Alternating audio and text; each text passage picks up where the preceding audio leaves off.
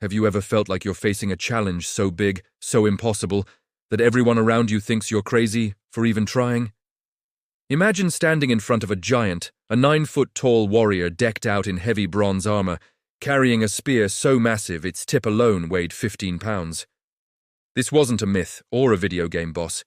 This was the reality for a young shepherd boy named David. The story starts in the valley of Elah, where two armies, the Israelites and the Philistines, were locked in a tense standoff. For 40 days, the Philistine champion, Goliath of Gath, swaggered out and taunted the Israelite army. He bellowed, "Send out your best man! If he can fight and kill me, we will be your subjects, but if I kill him, you will be our subjects." But the Israelite soldiers, including their king, Saul, were paralyzed by fear. No one dared to face this behemoth. Meanwhile, David, the youngest of 8 brothers, was just a shepherd, tending his father's sheep. He wasn't a soldier, he was a kid. His father sent him to the front lines, simply to deliver food to his older brothers and bring back news. When David arrived, he heard Goliath's taunts and saw the terror gripping the army. But David saw something different. He wasn't looking at the size of the giant, he was looking at the size of his faith. He asked the soldiers, "Who is this uncircumcised Philistine that he should defy the armies of the living God?" His words reached King Saul, who summoned him. Saul looked at this young boy and said, "You can't fight him, you're only a boy and he's been a warrior since his youth." But David had a different kind of resume.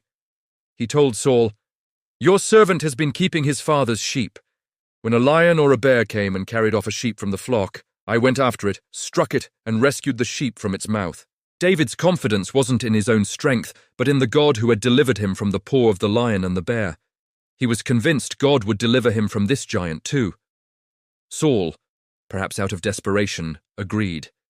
He tried to put his own royal armor on David, but it was too big and clunky. David took it off. He wasn't going to fight Saul's battle, he was going to fight his own. He walked down to the stream and chose 5 smooth stones, putting them in his shepherd's bag. With just his staff and his slingshot, he went to meet the giant. Goliath was insulted. He saw this young boy approaching and roared, "Am I a dog, that you come at me with sticks?" David's reply has echoed through history. "You come against me with sword and spear and javelin, but I come against you in the name of the Lord Almighty." The battle was over before it really began.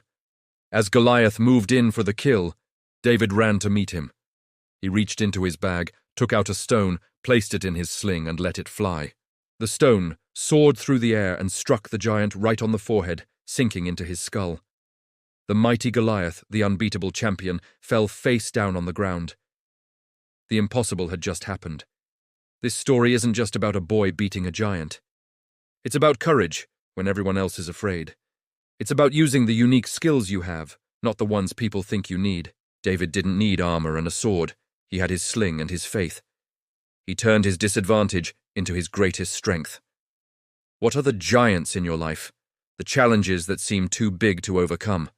Remember, David, sometimes the biggest victories come from the most unexpected heroes, armed with little more than courage and a belief in something bigger than themselves. Thanks for watching. If this story inspired you, hit that like button and subscribe for more tales of incredible courage. See you in the next one.